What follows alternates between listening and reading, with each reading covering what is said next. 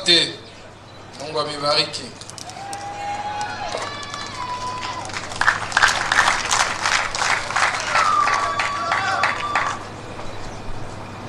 Messieurs l'ambassadeur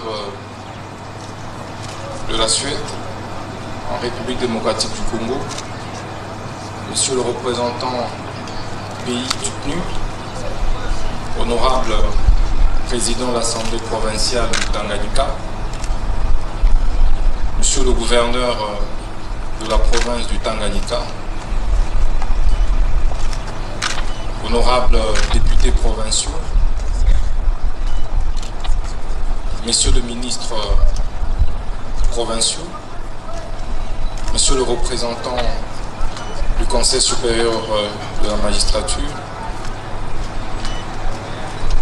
Monsieur le premier président de la Cour d'appel ici représenté, Monsieur le procureur général près la Cour d'appel de Kalemi, dans la province de Tanganyika, Mesdames et Messieurs, distingués invités en vos titres et qualités respectives.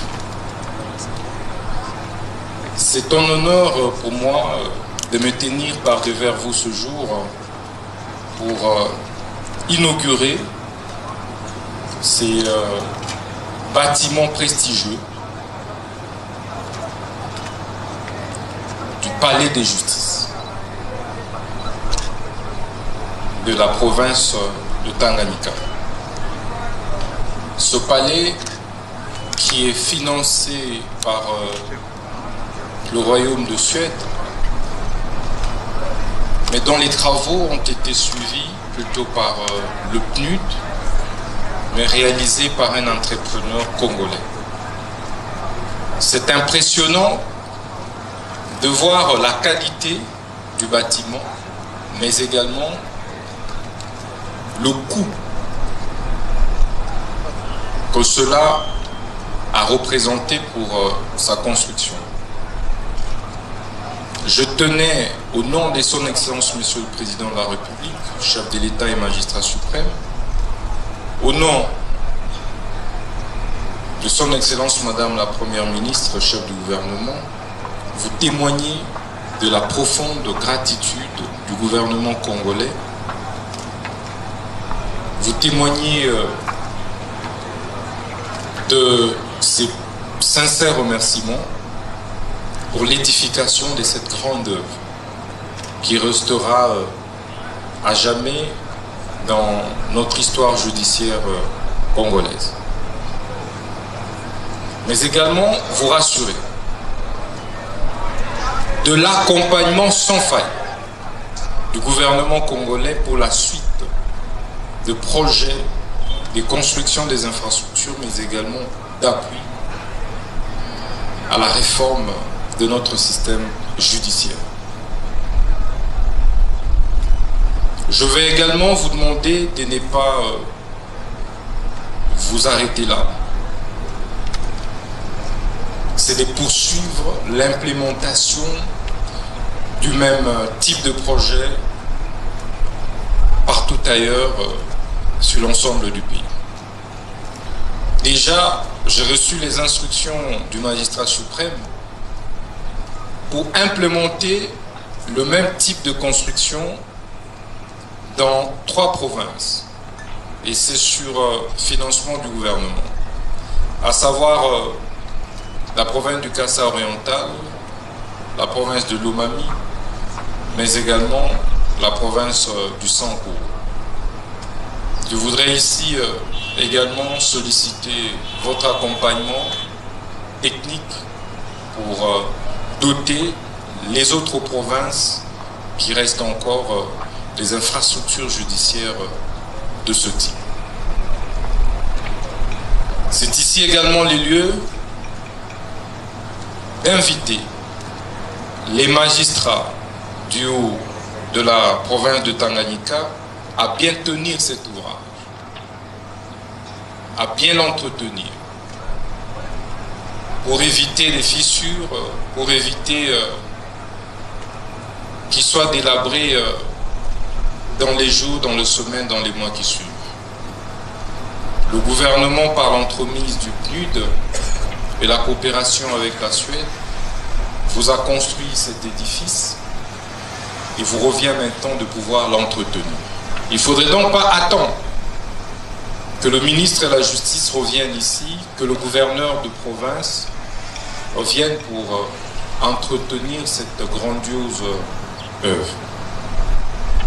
Mais que ces palais puissent aider également à améliorer la qualité de notre justice. Pour que le peuple du Tanganyika, le peuple congolais puisse se retrouver dans la distribution de la justice ici à Kalemi et ici dans la province du Tanganyika. Il ne faudrait donc pas que le peuple évite de fréquenter ce palais.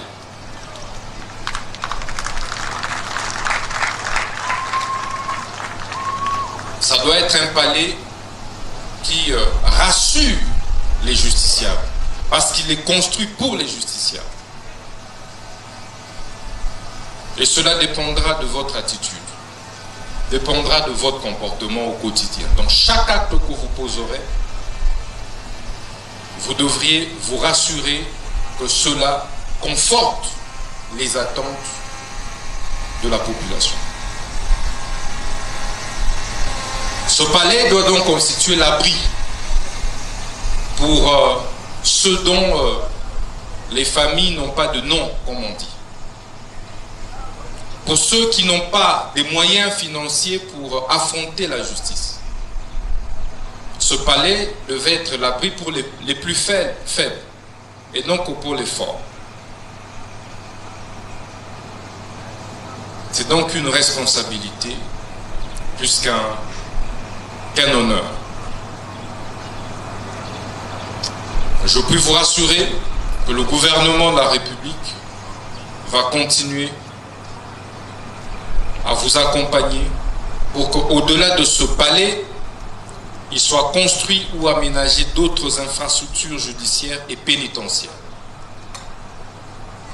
À savoir la prison centrale des Kalemi, qui est dans un état de délabrement le plus avancé, avec une surpopulation carcérale incommensurable.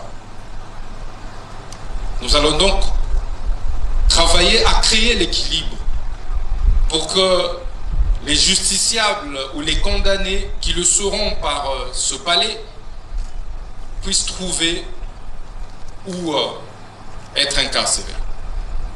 Donc la deuxième priorité pour nous, la plus pressante, c'est donc la construction d'une nouvelle prison ici à Kalemi. Pour nous rassurer que les conditions carcérales répondent aux normes et standards internationaux.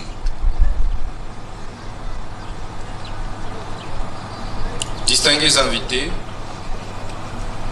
je tiens sincèrement à vous remercier pour cette grandiose œuvre.